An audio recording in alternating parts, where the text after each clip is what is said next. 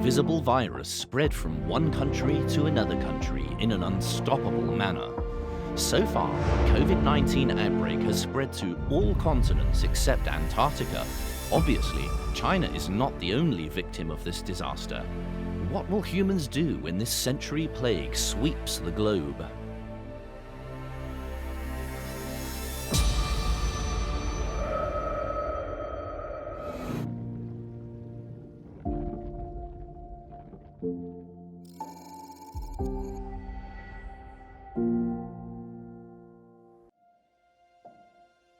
Facing the virus, the common enemy of humans, somebody chose to complain, hate, and ignore everything, while others chose to fight together.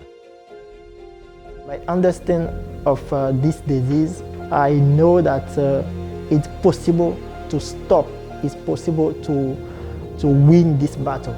Because I'm in front line, I see the news, I know that they are fake news, but I do not take care of that. I'm Dr. Glele Arouletonha. I'm from Benin Republic in West Africa.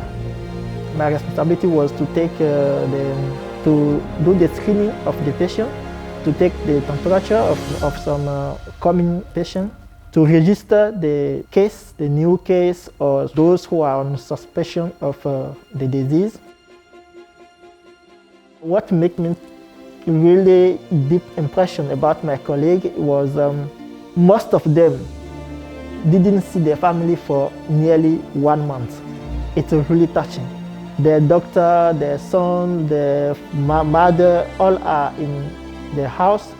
After that, when you see the medical personnel with the protective cloth, after 10 hours, more than 10 hours before getting out, you will see from the start with the facial mark all in their face. It's really touching. With the sweat, all these things, it's really touching. Chinese doctors give their life to save China.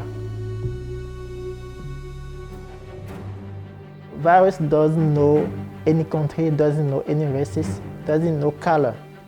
We have many viruses who appear in Europe, in Africa, and then this time it appears here. We don't have to give a country name to a virus. We have to be united as one to fight this virus. In 2014, it's true that Africa has a huge infectious disease called Ebola. And China was the first country who came to help Africa in that battle. So those are the staff who give me the motivation to say, if China, I know if it happened to my country, Benin, Chinese people, Chinese government should be the first country who support us. At present, the death toll caused by COVID-19 has exceeded the death toll from SARS and Ebola, and its infectivity is far more than most viruses known to humans. COVID-19 brings not only death to humans, but also complaining, panic, and forcibly restricts human economic activities. This is Neil Bush. I'm the chairman of the George Herbert Walker Bush Foundation for U.S.-China Relations. There are just so many stories that have impressed me about China's development.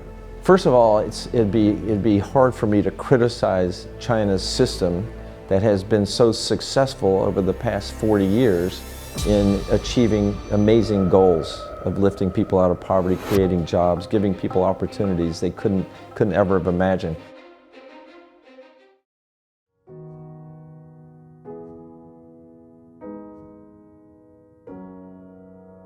Your country has done so much to keep the virus in China and to keep people from China catching the virus at the expense of your economy. And if this virus ever gets into the United States, it's hard to imagine the United States being able to muster the courage to say, okay, we're going to shut our economy down for like 4 or 5 weeks, because we don't want people to get sick.